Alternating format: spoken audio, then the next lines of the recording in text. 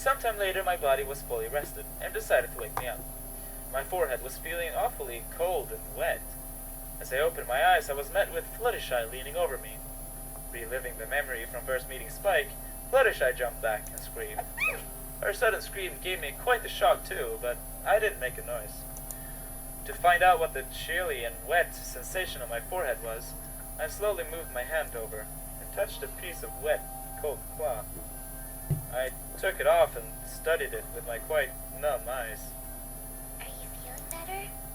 Fluttershy said, still recovering from my awakening. Actually, I was never feeling especially bad physically in the first place. But since this was the first time Fluttershy spoke to me personally, I decided to give her a positive response. Yeah, I'm feeling a lot better. Thanks.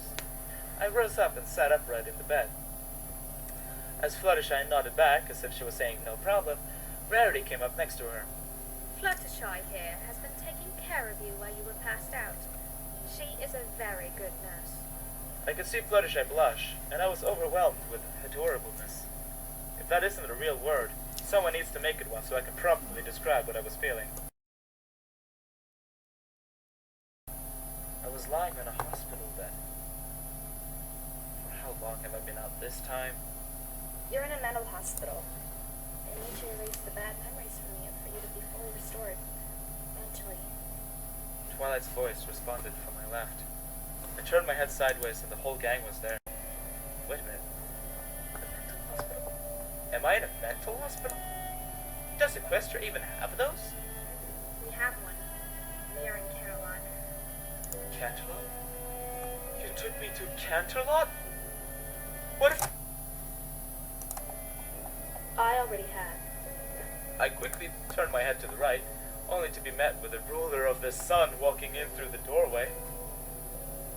Perfect fit. Don't worry. Twilight informed me about your rather fascinating story. I looked over at Rainbow Dash, whom didn't react. She probably thought Celestia meant my journey here, not the crazy story of what happened before.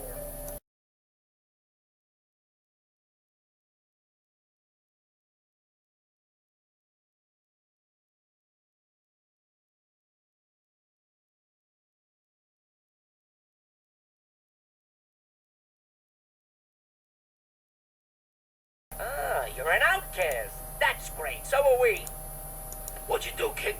Something terrible, but I don't want to talk about it. Good. We don't want to hear about it. Come on, Timon. Anything we can do? Not unless you can change the past.